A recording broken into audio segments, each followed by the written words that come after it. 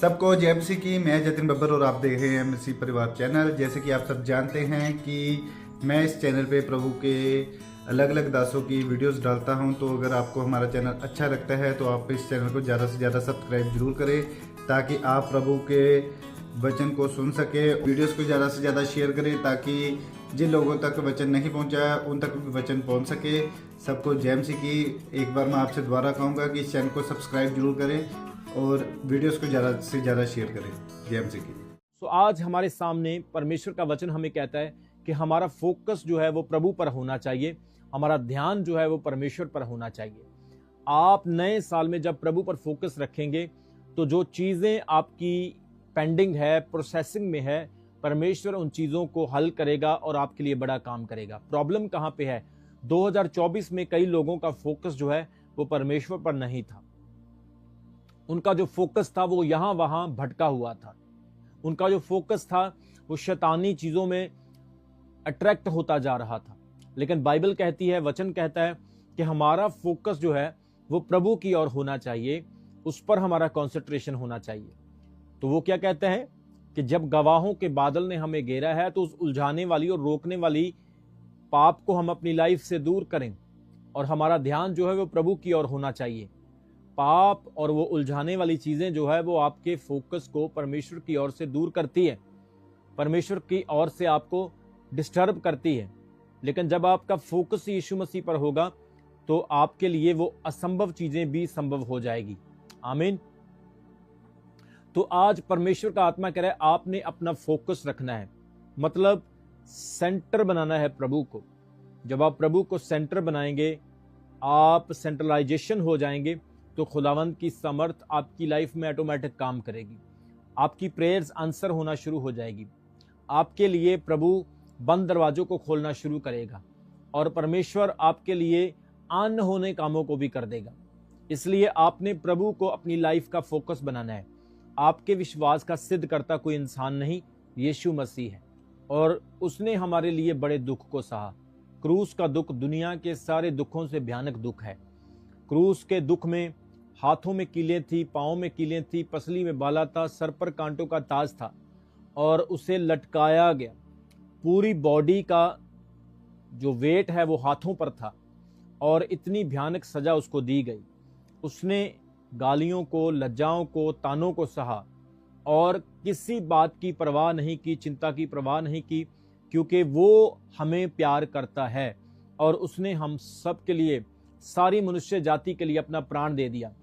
और वो प्राण जो है हमारे लिए एक उद्धार, मुक्ति और चंगाई का कारण बना। आमीन।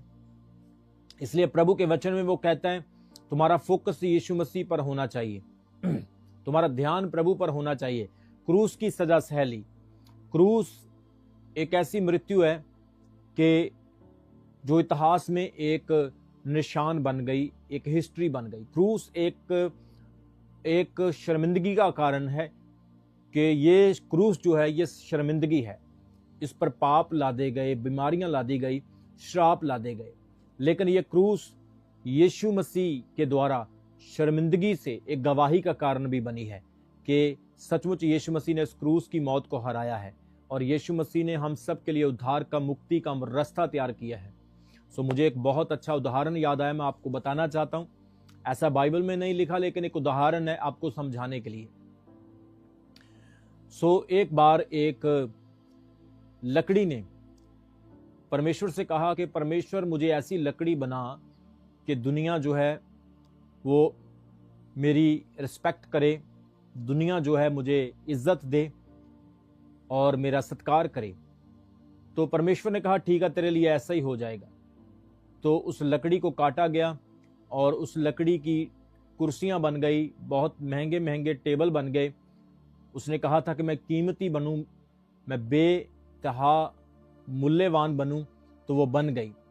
तो दूसरी लकड़ी ने उसको कहा कि परमेश्वर मैं एक ऐसी लकड़ी बनूं कि जो लकड़ी लोगों को सहारा दे सके, लोगों को जो हेल्प कर सके। तो उसने कहा ठीक है, तुम्हारी इच्छा भी पूरी हो जाएगी। तो उस लकड़ी की नाव बनी, उसकी कश्ती बनी और बहुत सारे लोग जो है उस लकड़ी के ऊपर बैठकर, नाव के ऊपर बैठकर दूसरे किनारे पर जाते हैं और उनको मदद मिलती है, उनको हेल्प मिलती है।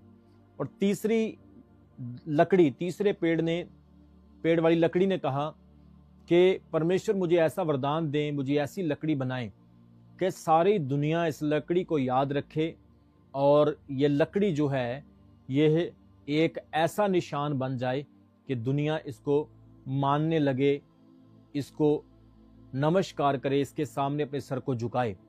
और परमेश्वर ने कहा ठीक है, तेरे लिए ऐसा ही होगा। तो उस लकड़ी की क्रॉस बनी, उसकी सलीब बनी, सूली बनी, तो उस क्रॉस पर यीशु मसीह को लटकाया गया। तो आज उसी लकड़ी को, उसी क्रॉस को सारी दुनिया मानती है, उसके सामने अपना सर झुकाती है, गले में डालती है, चर्च के ऊपर लगाती है। उस क्रॉस को जहां पर भी देखा जाता है लोग जीसस को याद करते हैं।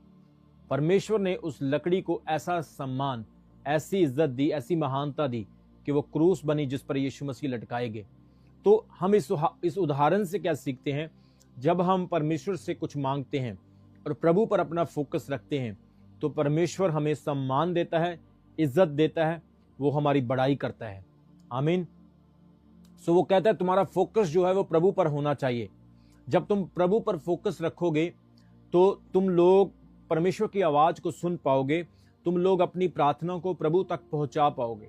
समस्या कहां पे है? आज कुछ लोगों का फोकस परमेश्वर पर नहीं होता है, वो वक्त आने पर बदल जाते हैं, हालात देख करके चेंज हो जाते हैं, उनका ध्यान प्रभु पर नहीं होता है।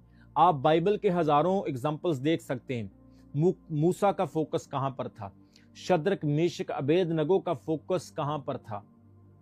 आप बाइबल में देख सकते हैं दानियल का फोकस कहां पर था। उन लोगों ने अपने फोकस को डिवर्ट नहीं होने दिया और परमेश्वर ने उन्हें आशीष दी, उन्हें एहसास दिलाया कि परमेश्वर उनके साथ हैं। आमीन। सो इसी प्रकार से प्रभु का वचन कहता है कि कलीसिया का, प्रभु के लोगों का जो फोकस है वो परमेश्वर पर होना चाहिए। आज आपका फोकस जो है खुदावंत पर, प्रभु पर होना चाहिए, ताकि आप लोग परमेश्वर पे अपने सारे कामों को छोड़ सकें और वो आपको ब्लेस कर सके। सो नए साल में परमेश्वर का आत्मा कह रहे हैं आपने किस प्रकार से अपना फोकस प्रभु पर रखना है। सबसे पहले प्रार्थना और ध्यान देना है। प्रार्थना में अपना ध्यान लगाना है जिससे आपका फोकस परमेश्वर पर बने। मत्ती उसके 6 अध्याय में यीशु मसीह ने कहा कि जब तुम प्रार्थना करो तो गुप्त में जाकर प्रार्थना करो, मतलब तुम्हारा फोकस बने और तुम्हारी प्रेयर सुनी जाए।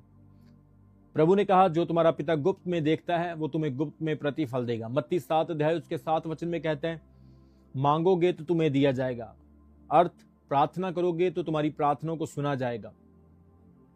सो prayer is the key, prayer is the weapon, prayer is oxygen, prayer is a protein and prayer is a powerful weapon which is given by to the believer. परमेश्वर ने यह हथियार आपको दिया है। प्रार्थना चाबी है। अगर आप परमेश्वर पर फोकस बनाना चाहते हैं, आप जिस काम में जाएंगे खुदावंद आपकी हेल्प करेगा। आप जो भी काम करेंगे उसमें प्रभु आपको बरकत देगा। आपके आटे पर बरकत होगी, चावल पर बरकत होगी, अनाज पर बरकत होगी, कमाई पर आशीष होगी, आपके जीवन के हर हिस्से पर आशीष होगी। कैसे? जब आपका फोकस प्रभु पर होगा। आज कई बार कुछ लोगों का फोकस डिवाइड हो जाता है, कभी वो यहां जाना चाहते, कभी वहां जाना चाहते, जिसके कारण वो हमेशा डिस्टर्ब रहते हैं। So first thing you can make your focus on Jesus, that is the prayer. वो है प्रार्थना। प्रार्थना करें, थोड़ी करें चाहे बहुत करें, but do prayer every day. हर रोज प्रार्थना करें। दूसरा है बाइबल पढ़ने से, वचन पढ़ने से। मैंने कई बार आपको बताया कि बाइबल परमेश्वर का जीवत वचन है। जैसे वचन में लिखा है कि परमेश्वर का वचन जो है, पवित्र शास्त्र जो है वो 2-धारी तलवार है और यह है बहुत ही फायदेमंद है। तो जब आप इस 2-धारी तलवार को पढ़ते हैं, वचन को पढ़ते हैं, तो आपकी नेगेटिविटी दूर होती है, आपके अंदर परमेश्वर की प्रकाश, उसकी रोशनी आती है। इसलिए वचन को पढ़ना बहुत ज़रूरी है। नंबर 1 प्रेयर, नंबर 2 वचन पढ़ना। इन दोनों चीज़ों से आपका फोकस शार्प होगा और आप लोग आगे बढ़ पाएंगे। दूसरा, आराधना में रहना, धार्मिक गीत गाना, आराधना में रहना, इससे भी आपका फोकस जो है वो परमेश्वर पर बना रहता है। अगर आप संगति में रहेंगे आपका फोकस बना रहेगा। फोकस है तो फोर्स है, मतलब फोकस है, फोर्स मतलब पावर है। तभी सामर्थ्य आपको मिलेगी। सो प्रभु के वचन में हम देख रहे हैं कि गीत गाने से, प्रार्थना करने से परमेश्वर आपको ब्लेस करता है और आपका फोकस जो है वो और शार्प होता है।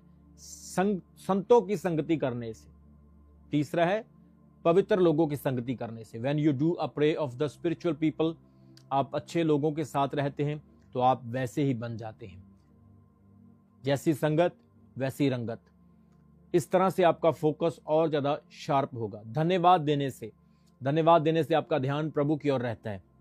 कई लोग जो हैं वो धन्यवाद नहीं देते, हर बात में, हर चीज में वो परमेश्वर को दोष देते रहते हैं, हर वक्त वो परमेश्वर की निंदा करते हैं। आप अयूब की लाइफ को देखें, उसका फोकस प्रभु पर था, उसने प्रभु की निंदा नहीं की। इसी तरह से आपने धन्यवाद देना है जिससे आपका ध्यान परमेश्वर की ओर बना रहेगा। छठा है परेशानियों में परमेश्वर के भीतर और उसके कामों में बने रहना। विपदाओं में, परेशानियों में भी खुदा के साथ बने रहना। अजर उसका 100% है, फल उसका 100% मिलता ही मिलता है। उसकी आशीष आपको मिलेगी ही मिलेगी जब आप परेशानियों में भी खुदावंत के साथ बने रहेंगे, प्रभु के साथ खड़े रहेंगे। आमीन। सो ये सारी बातें जो मैं आपको बता रहा हूं, इससे आपका फोकस जो है वो परमेश्वर पर बनेगा। स्वयं को यीशु मसीह के सामने समर्पित करने से, सरेंडर करने से हमारा फोकस जो है वो परमेश्वर के ऊपर बनता है। हालेलुया।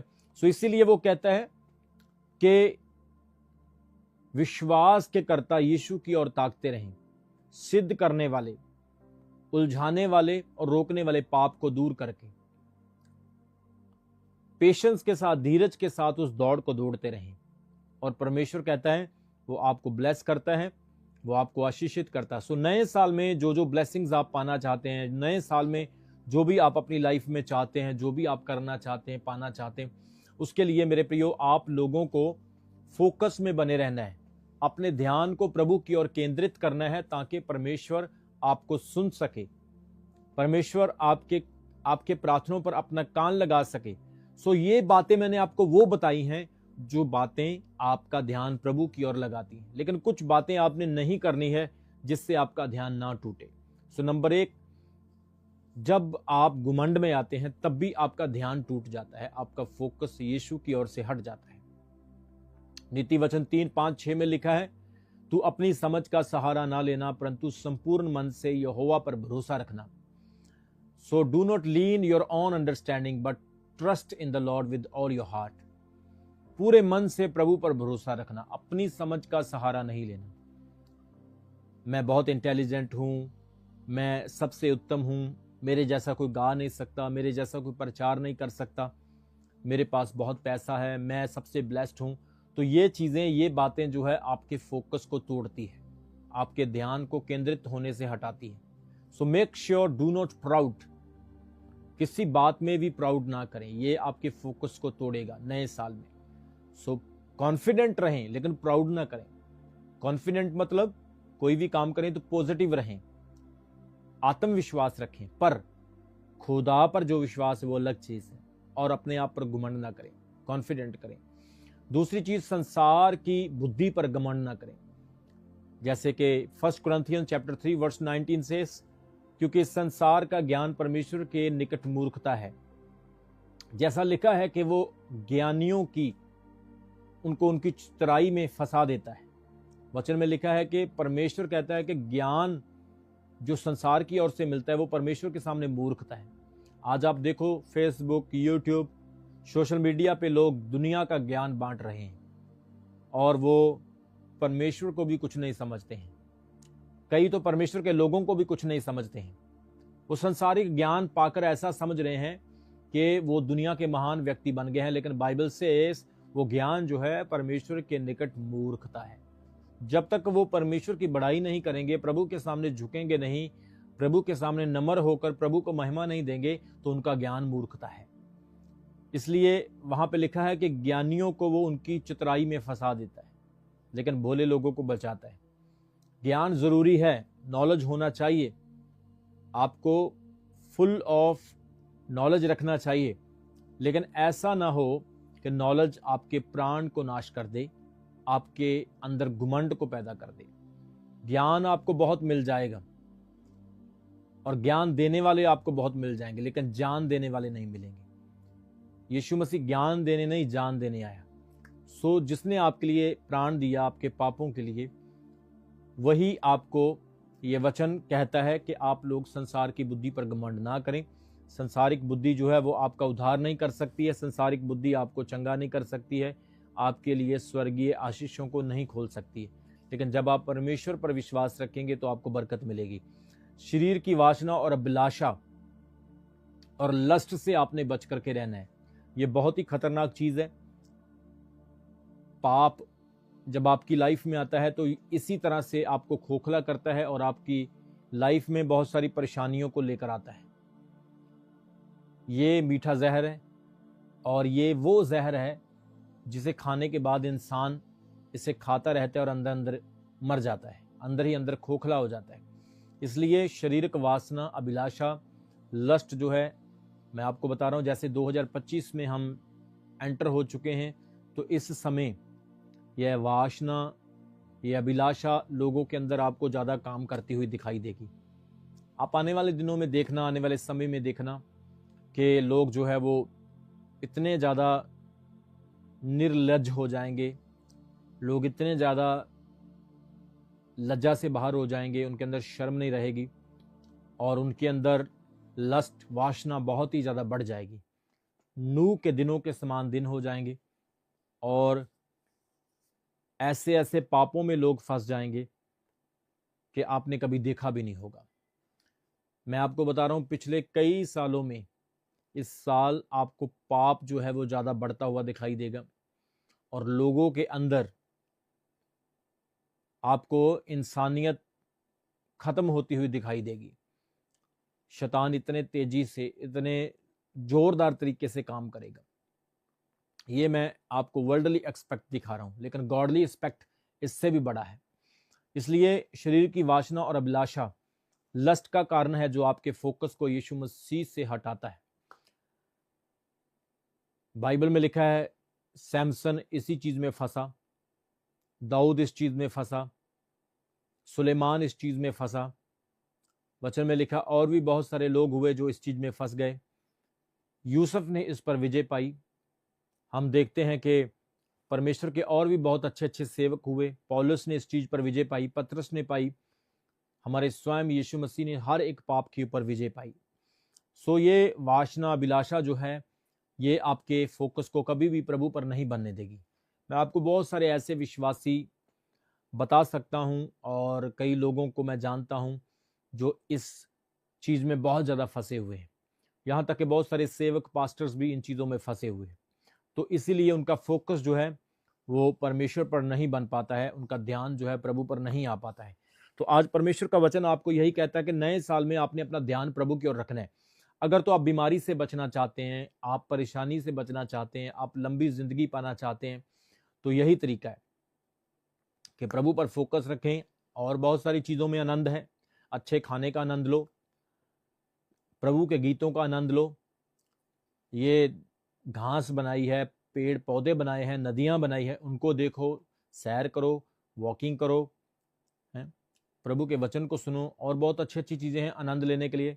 स्वादिष्ट खाने खाओ, रेस्टोरेंट में खाओ, घर में खाओ, कहीं भी खाओ। और बहुत सारी चीजें आनंद लेने के लिए है। जूस पियो तो आनंद आता है, खाना खाओ तो आनंद आता है, अच्छे भोजन करो, अच्छी अच्छी चीजों का स्वाद लो, नशे से बचो, बुरी चीजों से बचो, उनमें आनंद आता है। तो ये चीजें तो आपको नाश करेगी, इसलिए इन चीजों से बचना है। अगर आप रूहानियत में बढ़ना चाहते हैं, अगर आप लोग आत्मा में बढ़ना चाहते हैं, तो वासना से, लस्ट से आपने बच करके रहना है। ये शैतानी अटैक है, मीठा जहर है, ये सुंदर पक्षी है, अंदर अंदर से काटता रहता है और खोखला कर देता है और आपकी नाव, आपकी कश्ती जो है वो डूब जाती है। सो इस प्रकार से आपका फोकस प्रभु पर जब बनेगा तो आप लोगों की प्रेयर भी सुनी जाएगी और आपके लिए सारे काम संभव होंगे। और 2025 में आपका फोकस प्रभु पर इसलिए बना रहेगा जब आप झूठे शिक्षक और भरमाने वाले लोगों से बचकर रहेंगे। आपको बहुत सारे भरमाने वाले, झूठे शिक्षक मिलने वाले हैं, झूठे ऐसे लोग मिलने वाले हैं जो स्पिरिचुअल होने की एक्टिंग करेंगे और परमेश्वर कह रहा है कि वो एक्चुअल में वैसे नहीं होंगे। मत्ती 7:15 में लिखा है, भेड़ों के भेष में वो आते हैं और अंदर से फाड़ने वाले भेड़ी हैं। They comes as the sheep, पर अंदर से वो फाड़ने वाले भेड़ी हैं। तो इसलिए ये झूठे शिक्षक सिखाने वाले आपको बहुत मिल जाएंगे। दुनिया में, हिस्ट्री में ऐसे बहुत सारे लोग हुए हैं जिन्होंने कहा है कि